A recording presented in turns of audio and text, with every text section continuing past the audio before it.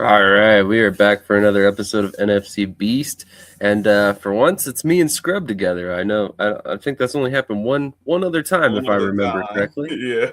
in 4 years of doing the show. So yeah, we're gonna try and do our best and stay on track. We got some interesting topics to discuss tonight, but before we get into that, how are you doing this week, man? I'm doing all right. We into 2026 now. It's just a Absolutely, little weird to say, but you get used to it. that is true.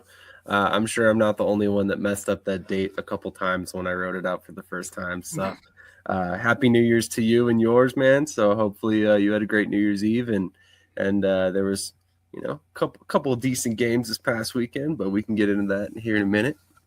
Thank you. Same to you and yours. Thank you. Well, there was some.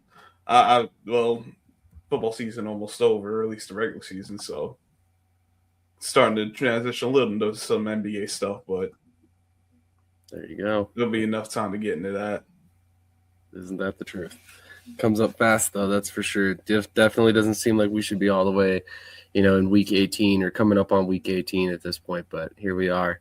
But without further ado, we'll go ahead and get into the week in review. If you did not catch last episode, just so everybody's aware, we're not going to review the Christmas games.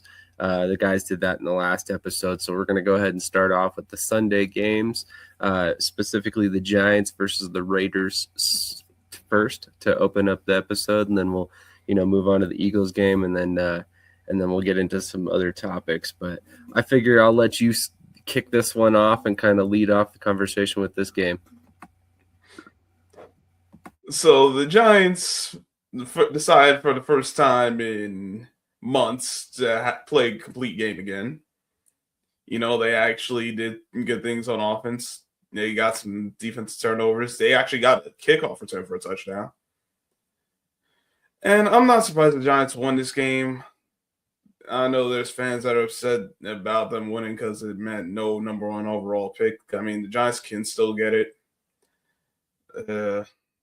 Listen, my biggest issue with the Giants was they weren't playing like a team that wanted to win games.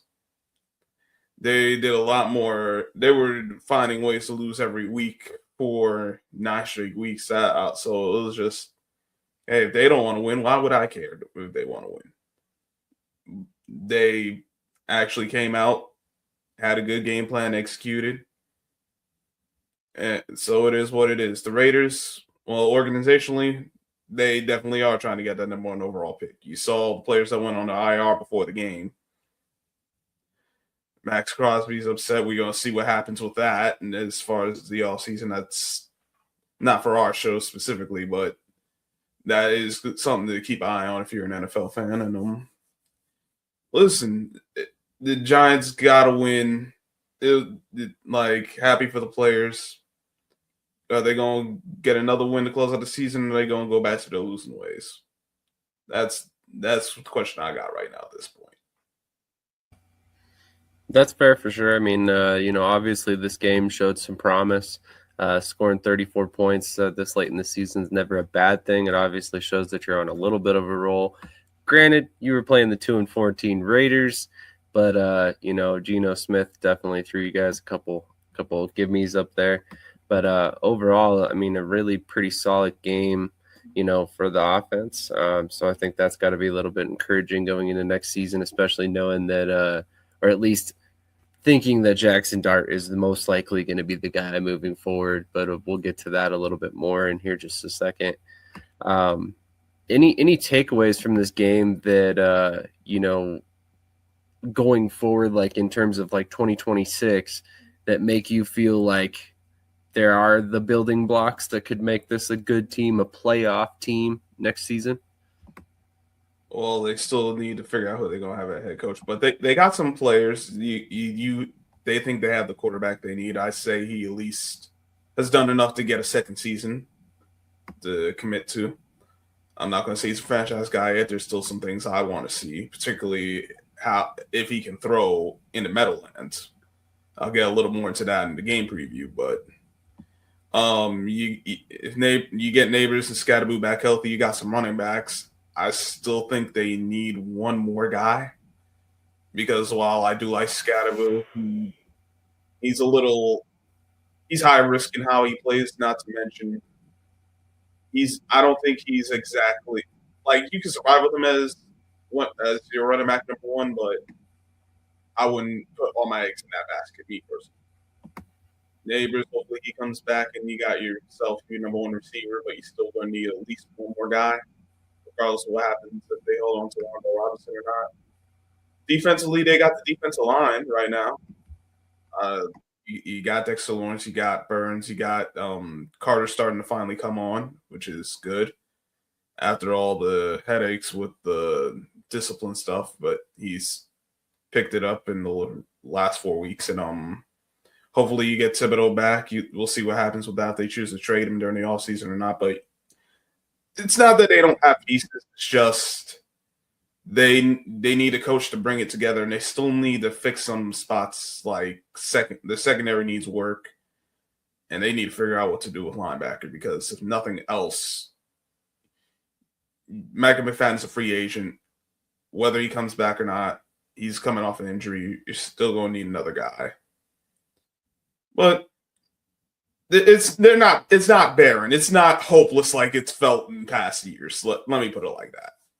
That's exactly what I was trying to get at. Not necessarily that, it's going to turn around overnight, but they have some pieces to build around in the future. Like you said, Scatterbo and Dart and Neighbors. Those are some pretty promising promising young building blocks to have on the team for multiple years to come on rookie contracts. So, you can kind of go and invest some of that free agent money at other positions, perhaps, offensive line or something like that this offseason and solidify a couple other roles. And maybe we see a pretty quick turnaround. It wouldn't be the most unheard of thing in the world, depending on who your coach is, heading into 2026. Which I'm sure that's one of the big questions this offseason we'll get to when we do our offseason preview in a couple episodes. But we'll go ahead and move on to the Eagles game.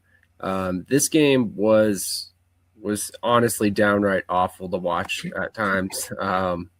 Man, the second half was probably the ugliest half of football I've seen from this Eagles offense in maybe my entire 20 plus years of being a fan. It was unbelievable that for 2 quarters, we basically had 17 offensive yards. And it just seemed like after halftime, the Bills just had our number. We couldn't move the ball. And if it weren't for an errant pass there on a 2-point conversion, quite frankly, we lose this game, and we should have lost this game.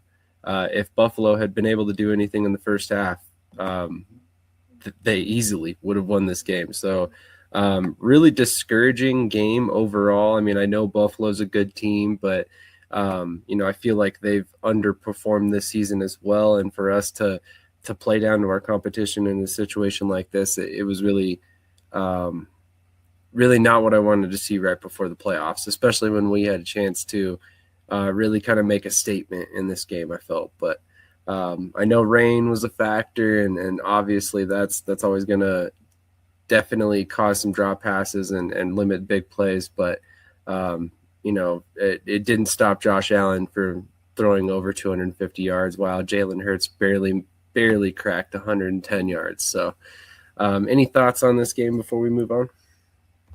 Yeah, I thought defensively y'all did a good job overall because like you said, the offense laid an egg, and if it wasn't for your defense holding up as long as they did, and yeah, Josh Allen makes a throw, we're talking a different story, but it wasn't all for naught, at least I would say, because if the defense doesn't hold up the way they did, for not just the first half, even the second half, because they had opportunities even in the second half, and Buffalo just laid an egg. I don't know.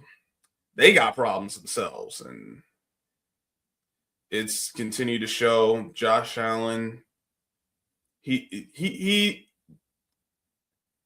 have great moments, and then he'll have a lot of head scratchers. And Luckily for y'all, he had a head scratcher in the biggest moment. So Yeah, that last pass. I mean, as soon as it left his hand, I was like, man, we just won that game. I don't know how or why, but we just won. It was just unbelievable that he missed the receiver that was wide open in the back of the end zone by like 3 or 4 yards. So it was just one of those moments where you feel like Josh Allen of all quarterbacks is going to step up and beat you in that moment. So I will say that you're right. The defense played outstanding. I have zero complaints about the way they played in this game. Really, for 3.5 quarters, they shut down Buffalo and stopped them from doing anything whatsoever. Did not allow any points until there was 5 minutes left on the clock in the fourth quarter. And then ultimately, here we go. And they scored 2 touchdowns late in the game, but they, again, stood up and managed to stop them when it mattered the most, I suppose. So we come out with the victory, which I'll take it. This late in the season, you can never turn them down, but definitely would have liked to see a more inspiring performance in that game, without a doubt. But the next big topic that we were going to talk about for this week, given the impact of these games on the draft order, it seemed like a good time to update that draft order and kind of take a quick look at where all the NFC East teams lie, and where we ultimately see them probably landing in terms of the picks. But I've got it pulled up right here. Let me see if I can get it up on the screen. Give me just a moment there. Should have probably done that when I was preparing for this.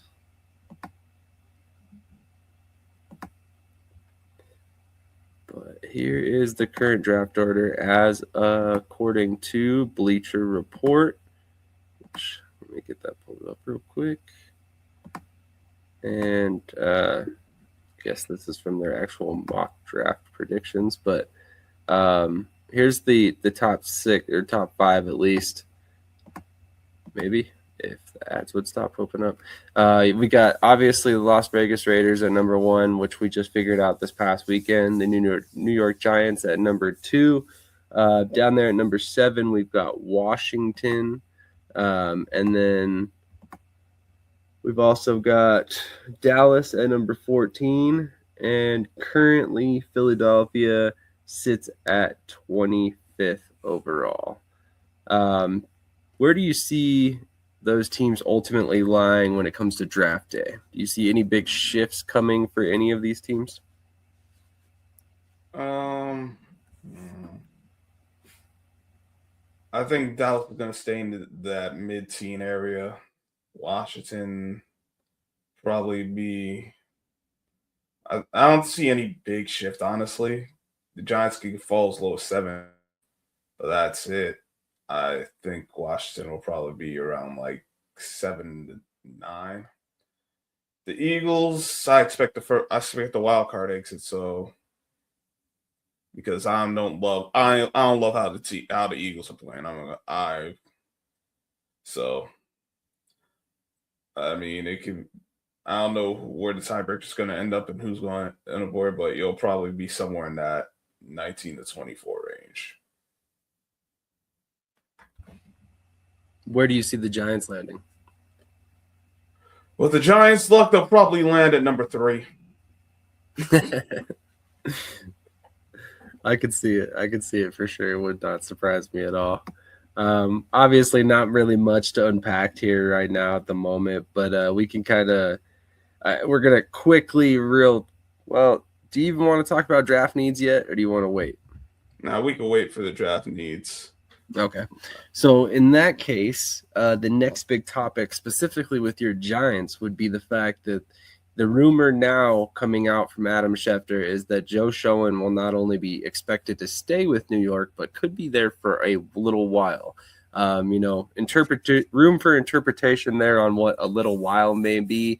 Maybe he just means the upcoming season. But the way I read into it is that it could potentially be for much longer than this season. But when you hear those quotes from Adam Schefter, what are your thoughts immediately? Despair, defeat, disappointment. because I'm just like it's not hasn't been all bad from Joe Shane, but it hasn't been good enough, and like you've had swings and misses on the draft and free agency.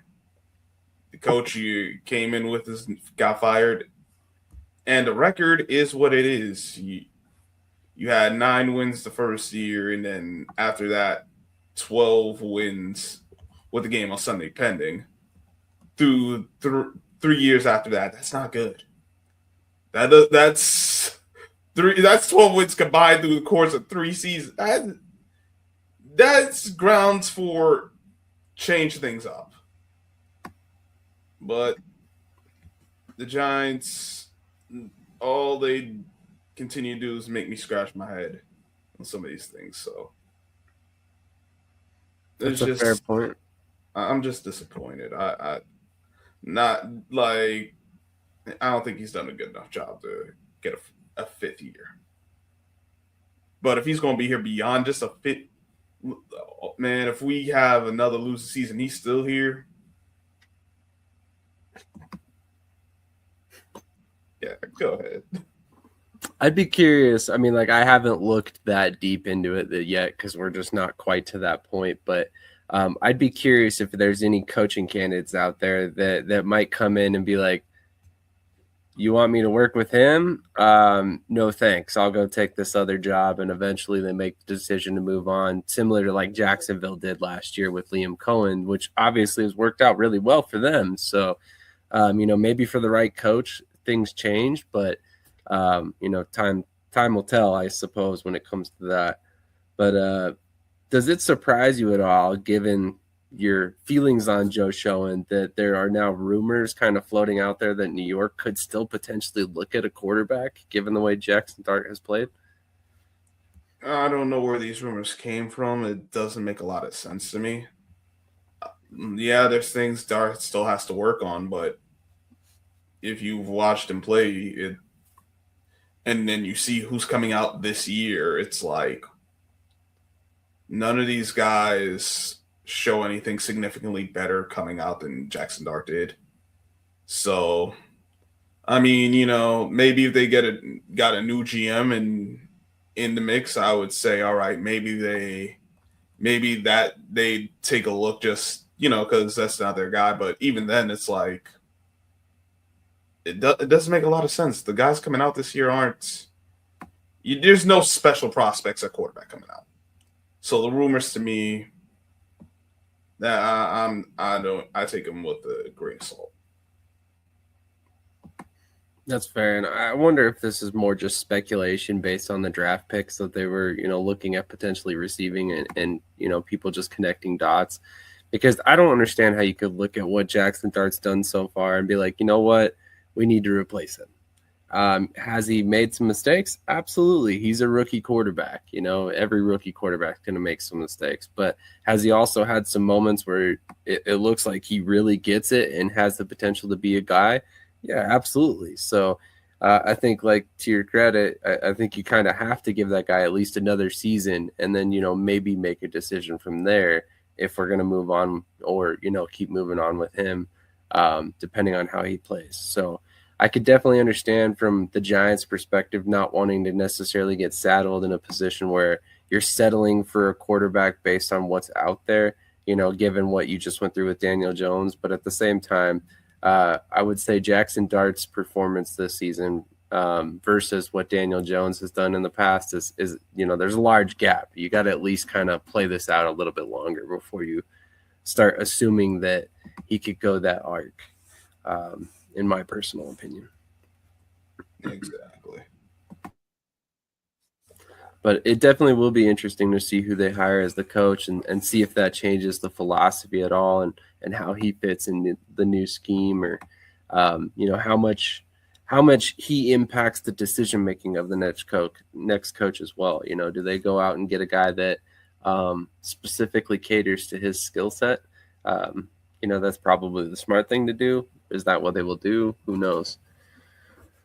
Any other thoughts on that situation or anything else related to the draft or the Giants that you want to get to before we move on?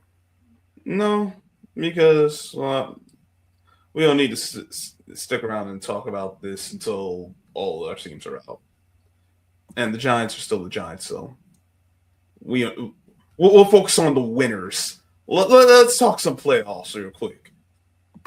Sounds good. Sounds good. So let's talk about the playoff seeding. As of right now, which let me pull that up because I did not have that pulled up.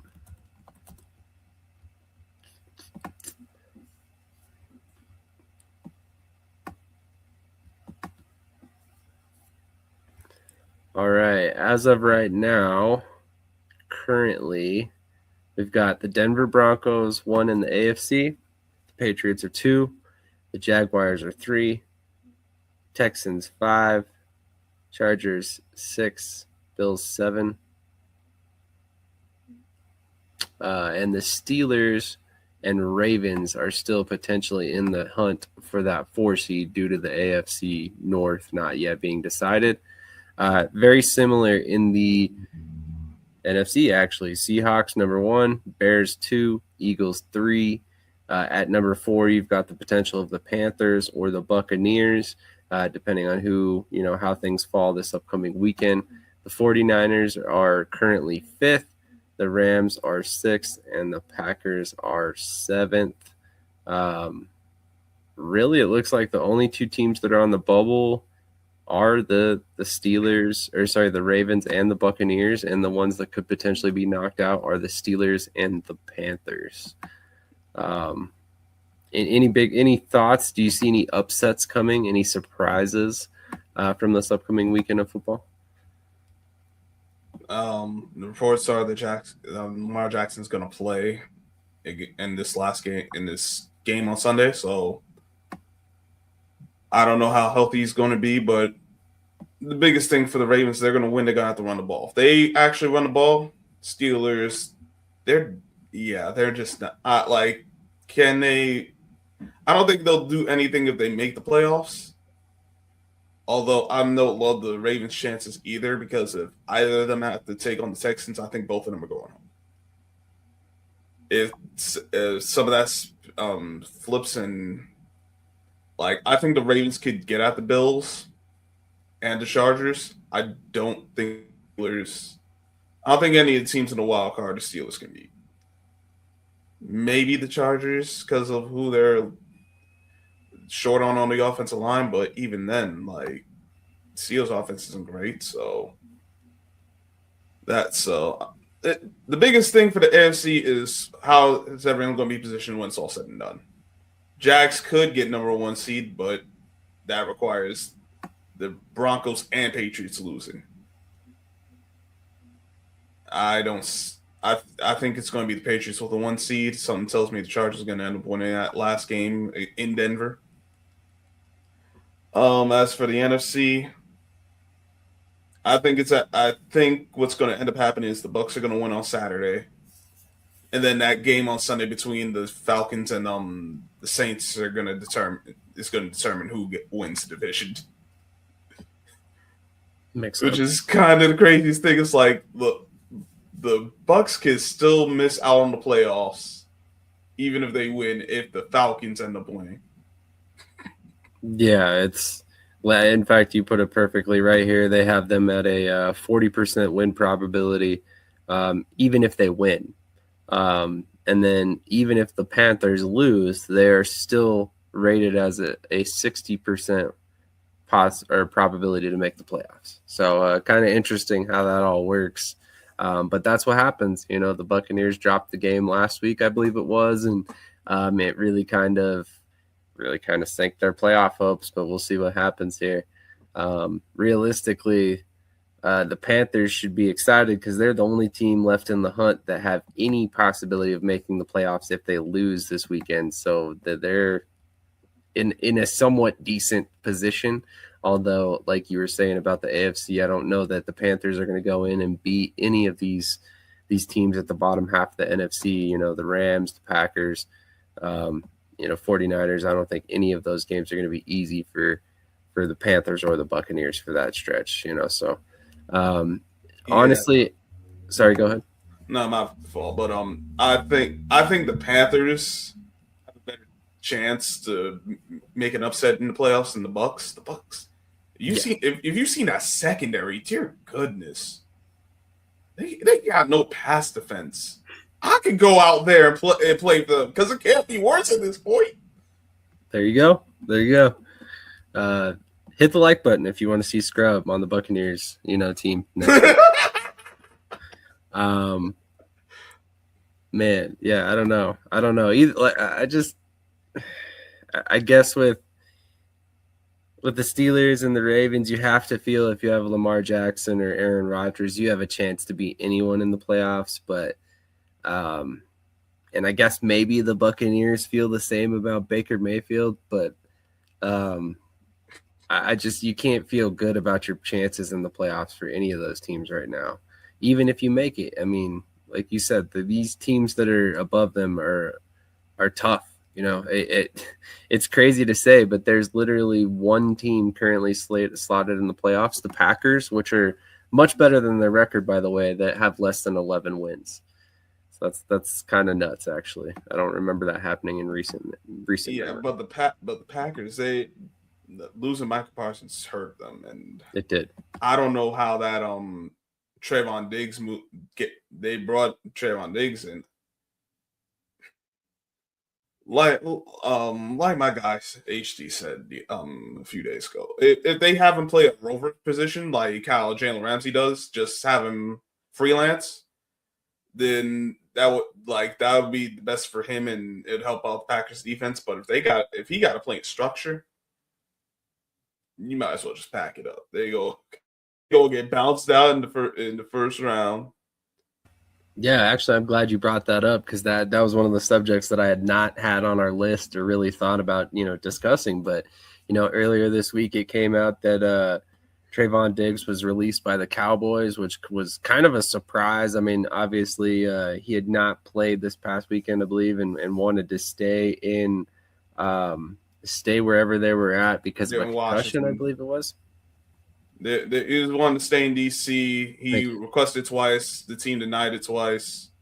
The reports were he stayed for a concert, and that there's been tension with him and Jerry Jones since the Michael Parsons trade.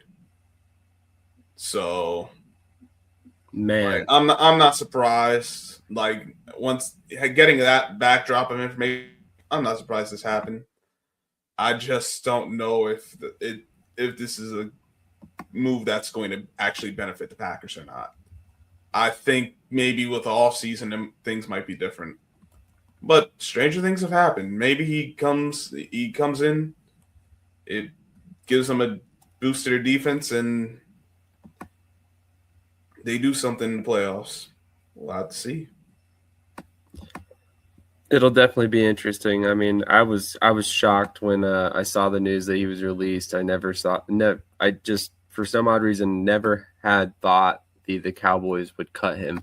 I thought if he was going to leave, it would be via trade, this offseason. Maybe even if it was just a swap of late round picks, almost a cut at that point. But I just didn't see it happening mid-season. But I guess, hey, you're out of the playoffs.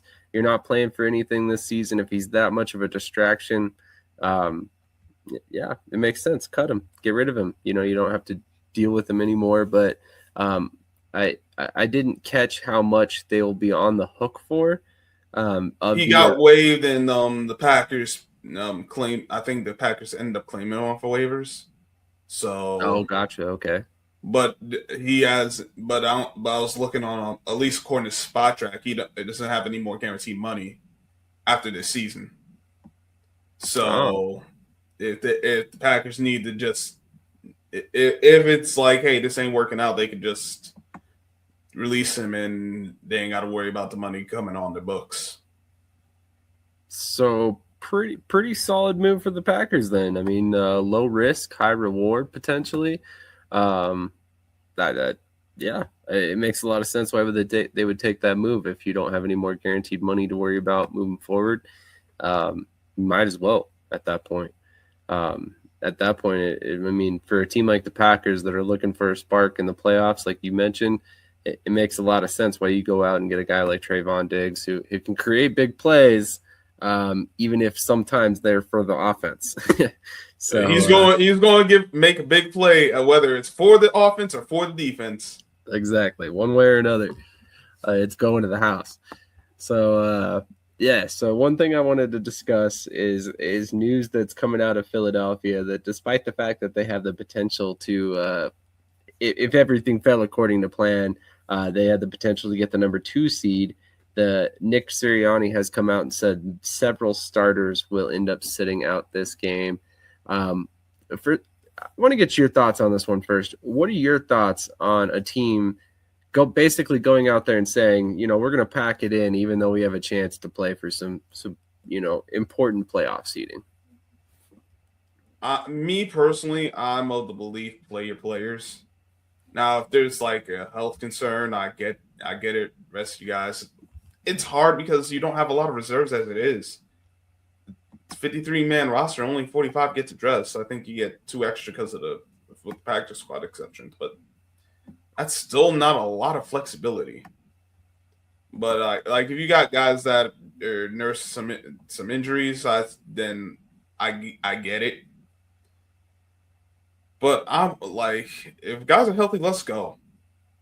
Because you rest too much and then you get off to a slow start. And the Eagles can't afford any slow starts. We already know how bad things get in the second half. So if they start slow in the first half, you might as well just wave the white flag. Say, you know what, we're going home. We don't need to play second half. Y'all got it. But just from a fundamental standpoint, I'm of the belief if you guys are healthy, play them. If you're not, they're not. Let them rest. It is what it is. Absolutely. I'm of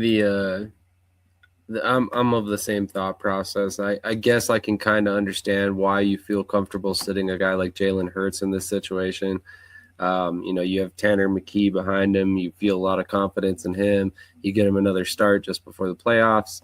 But that at the same time, he's not the only starter sitting. And then injury-wise, you're also saying that Dallas Goedert, Lane Johnson, Jalen Carter, Jalen Phillips, Nakobe Dean, and Marcus Epps are all not good enough to go this week. So on top of sitting your starting quarterback and a few other players. So I think it's just a lot for me personally. I think either you're looking past the Commanders or you're understating the value of a win right before the playoffs, which in my opinion, you never want to back into the playoffs. If anything, you want to go in hot. You want to figure out some problems that you've had over the past couple of weeks.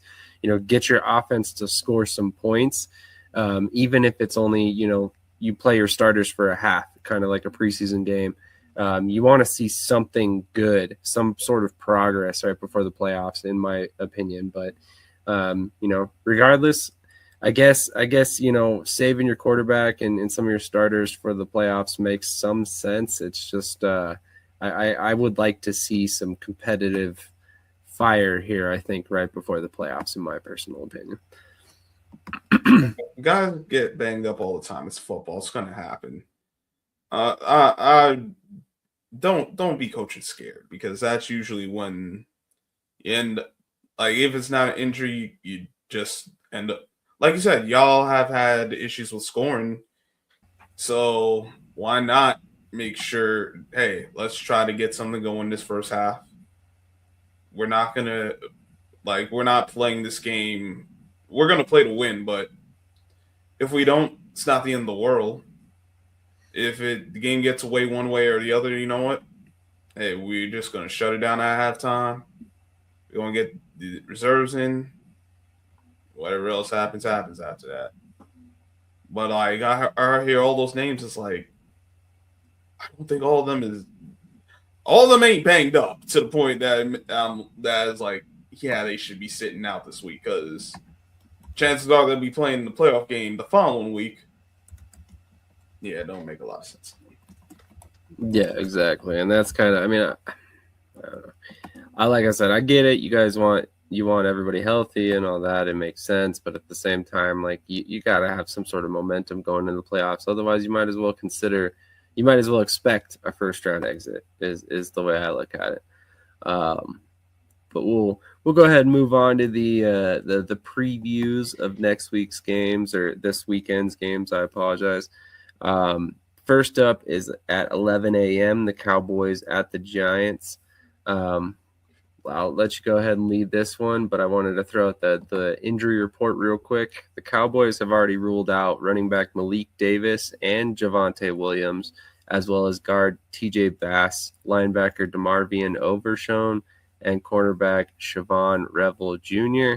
They also have ruled running back Phil Mafa questionable, Peyton Turner, and cornerback Josh Butler as well. And then the Giants are missing Wan'Dale Robinson, Theo Johnson, Evan Neal, Rakeem Nunez Roches, and cornerback Cordell Flott, safety Javon Holland, and maybe missing Jalen Hyatt due to illness as well. I'm not worried about Jalen Hyatt because that's just not that one hadn't worked out too well. Holland, I know, has I think knee and still concussion protocol, so I don't think he was gonna play. And then there's been some illness going on with in the Giants facility that all the players. Listen, healthy, not healthy, I still had the Cowboys winning. Now, I also heard there was some talk of Dak possibly sitting in the second half because Jerry Jones. I heard something about Jerry Jones mentioned it in some nonsense. I don't know. With Jerry, you can never tell. But I like could the Giants finally slay the Dragon as the Dallas Cowboys? Possibly. Do I see it happening? No, because they're still the Giants. They beat the Raiders, but the Raiders were a worse off team than the Giants were. So while the Cowboys got their issues, they still have quite a bit of talent. They still got Dak Prescott, who he's won 14 straight games against the Giants. That's nasty. I can't do that with that. Oh my God. That's a pretty impressive record for sure. You definitely that's something to write home about. Hey, crazy. Yeah. I got the Cowboys winning, and if the Giants win, cool. I know fans will be upset, like, man, they won another meaningless game. I don't really care because wherever they end up in the draft, they still got to draft the right player. If they don't, it don't mean anything. So. That's fair for sure. I will say that the Cowboys, if they decide to, start or bench Dak Prescott, they do have quite a few issues to be concerned about with that offensive line because, like we mentioned, TJ Bass is out. Currently, they don't really have any legitimate guard depth. They've got a pair of tackles and a center on the active roster currently. So we'll see if they make any moves, but I guess they do have a couple guys on the practice squad they could call up, but a little lacking some depth there at guard. So, we might see a situation where there's a true tackle or a center playing guard from this week. And then also, the loss of the guys on defense as well. So we'll see how things go. I could definitely see, it would not surprise me to see the Giants win this one. Let's put it that way, just because it would be true Giants fashion. In my opinion, as well as true Cowboys fashion. But yeah, if I was Jerry Jones, I think I'd be telling people, hey, we need to start Joe Milton. I want to see what he's got this last week of the season. See if maybe he has some trade value, or, maybe we solidify the fact that he's the guy that we need to keep on the roster going forward. Behind Dak and continue to develop him as maybe a potential guy to eventually replace Dak down the line or something of the sort. But if you're not playing for anything, you might as well play the young guy, give him some snaps and see what he can do. What do you lose really? But moving on to the last game of the weekend, which would be the 2:25 p.m. or sorry, 4:25 Eastern, 2:25 Mountain Time. Commanders at the Eagles, which, as mentioned before, a lot of these players will be missing this game, including the top two quarterbacks for the Commanders, Jaden Daniels and Marcus Mariota. They will also be without Laramie Tunsil at left tackle and potentially Brandon Coleman. And then, as mentioned before, the Eagles have already ruled out Dallas Goedert, Lane Johnson, Jalen Carter, Jalen Phillips, N'Kobe Dean, Marcus Epps, and they've also mentioned that it is highly likely that we will not see much, if any, of Jalen Hurts, Saquon Barkley, and potentially A.J. Brown and a couple other guys on offense. So, what are your thoughts on this game? Washington coming into Philadelphia with Josh Johnson starting for quarterback. There's the issue. Josh Johnson coming in starting at quarterback. I'm like, dang, I'm not a Mariota guy, but he better than Josh Johnson.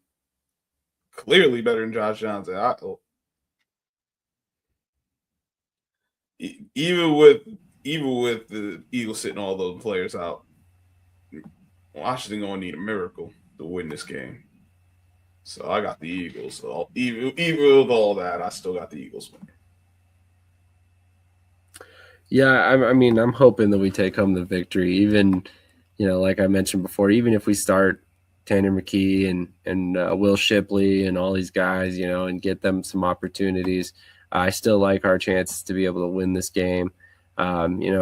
It wasn't too long ago that we had to play Josh Johnson, and it didn't go so well for him.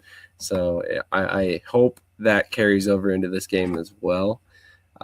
Plus, I mean, they don't have their starting left tackle. They're missing a couple other players as well. So I'm hoping that even without Jalen Phillips and Jalen Carter, our pass rush should still be able to get home, prevent this offense from producing too many big plays and embarrassing us in the secondary. And, ultimately we'll get out of this with probably a close win. But I was jokingly telling some friends earlier this week I wouldn't mind if Tanner McKee went out and dropped like 325 yards and 3 touchdowns so we could get like a second-round pick for him this offseason or something.